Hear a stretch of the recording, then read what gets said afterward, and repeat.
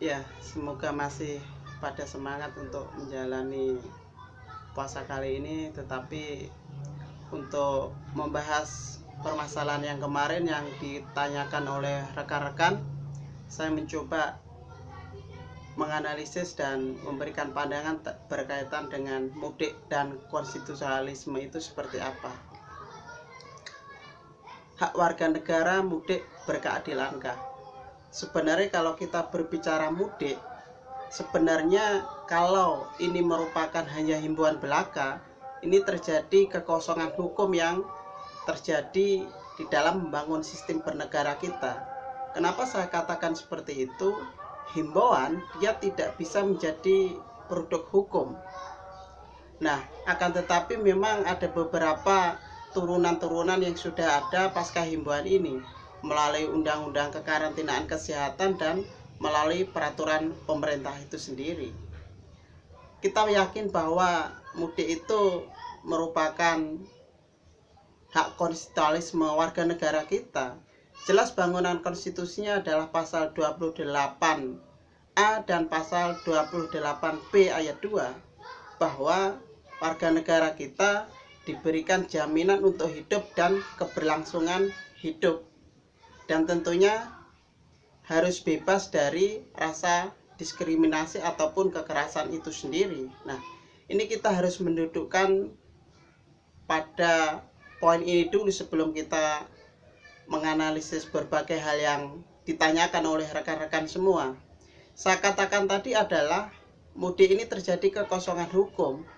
Kenapa? Karena penempatan hak dan warga negara itu sendiri tidak pada proporsionalnya. Karena alasan mudik mengingat kita adalah muslim terbesar di dunia, tentunya heterogen masyarakat pun juga berbeda-beda, karena tujuan dari warga negara itu juga harus dilindungi oleh warga negara itu sendiri. Akan tetapi ketika kita berbicara kekosongan hukum, saya katakan tadi bahwa undang-undang kekarantinaan kesehatan dan peraturan pemerintah tentang pembatasan sosial berskala besar sudah memberikan arahan di sana. Yang jelas bahwa mudik ini salah satu anasir ataupun bagian dari pelaksanaan PSBB itu sendiri. Kita ketahui bahwa ada turunan hukumnya melalui peraturan Kementerian Perhubungan nomor 25 tahun 2020 tentang pengendalian transportasi tentang mudik. Nah, pengendalian transportasi tentang mudik ini sendiri kita harus memaknai bahwa ini adalah salah satu yang menjadi pembahasan kita bersama. Ada rentang waktunya di sana. Yang pertama adalah pasca sampai tanggal 7 Mei, kemudian sampai 7 Mei sampai akhir yaitu tanggal 31 Mei. Sampai tanggal 7 Mei ini sendiri tergantung represif atau penafsiran aparat penegak hukum itu sendiri akan seperti apa. Kalau kita cermati rata-rata masih sebatas diingatkan, kemudian suruh putar balik kepada dan kembali kepada daerah asal tempat mereka. Nah, kemudian pasca 7 Mei sampai berakhirnya larangan mudik ini, kita ketahui bahwa nanti sekitar maksimal akhir Mei ini akan terjadi pemidanaan bahkan denda.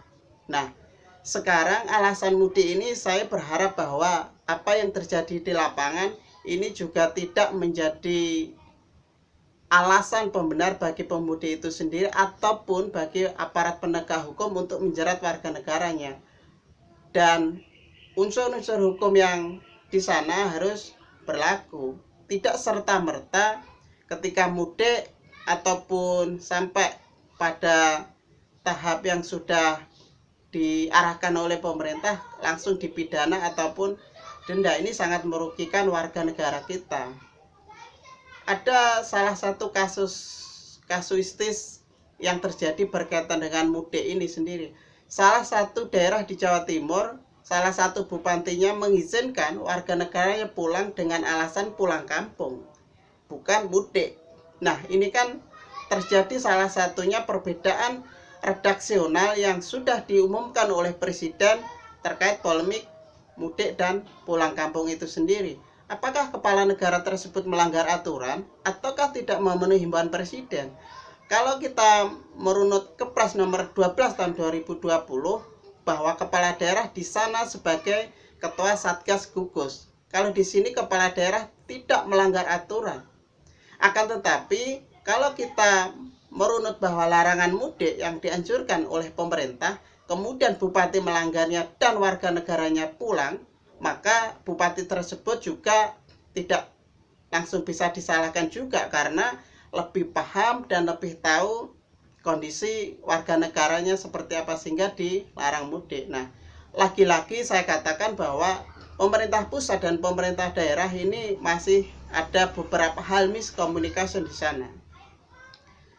Nah, berbicara tentang mudik hak dan hak konstitusionalisme warga negara, kita paham bahwa semua yang sudah dilakukan pemerintah, apa yang sudah menjadi apresiasi kita bersama, kita akan tetap jalankan.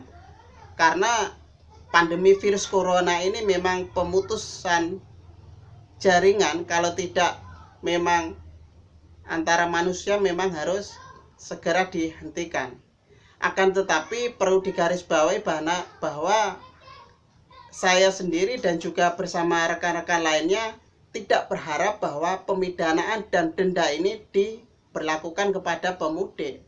Saya rasa pemudik ketika sudah sampai di rumah, kemudian dia sudah melakukan karantina, bahkan di sana ada beberapa daerah yang menolak warganya, kemudian ada juga yang mengisolasikan diri. Saya rasa pemudik pada tahap ini sudah menjadikan denda sosial ataupun sanksi sosial yang sudah dapat dipertanggungjawabkan. Jangan sampai pemidanaan, penjara, bahkan sampai denda uang. Nah, ini justru malah membebani warga negara itu sendiri.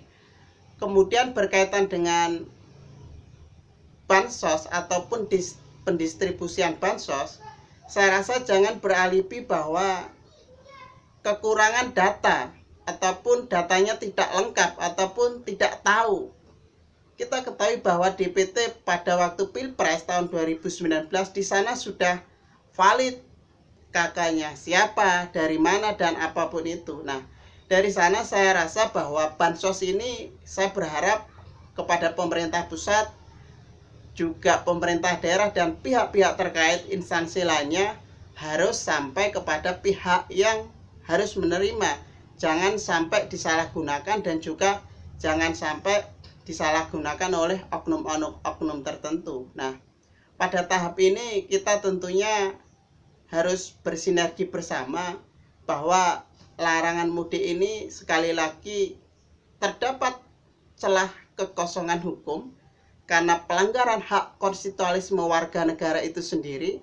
Akan tetapi kalau kita melihat political will dari pemerintah itu sendiri, kita juga harus memahami bahwa konteks bernegara dalam membangun sistem kita juga harus melalui tahapan, kemudian step by step agar tidak terjadi salah dan juga tidak terjadi penegakan hukum yang disalahartikan nantinya ketika fakta yang ada di lapangan itu sendiri. Demikian yang sudah bisa saya sampaikan, nanti disambung rekan-rekan selanjutnya. Sekali lagi, mudik ini sendiri merupakan turunan dari Undang-Undang Nomor 6 tahun 2018 tentang kekarantinaan kesehatan. Di sana ada sanksinya. Kemudian peraturan pemerintah Nomor 21 tahun 2020 tentang PSBB itu sendiri. Nah, kronologi dan redaksional hukum ini sendiri harus dimaknai bersama, dan saya berharap juga khususnya pihak penegak hukum, Kepolisian Republik Indonesia juga harus memahami maklumat yang sudah disampaikan oleh Kapolri, yaitu dalam penindakan harus bersifat humanis itu sendiri, apalagi konteks warga negara kita sudah diatur oleh konstitusi dan penegakan hukum itu. Demikian rekan-rekan yang sudah dipertanyakan.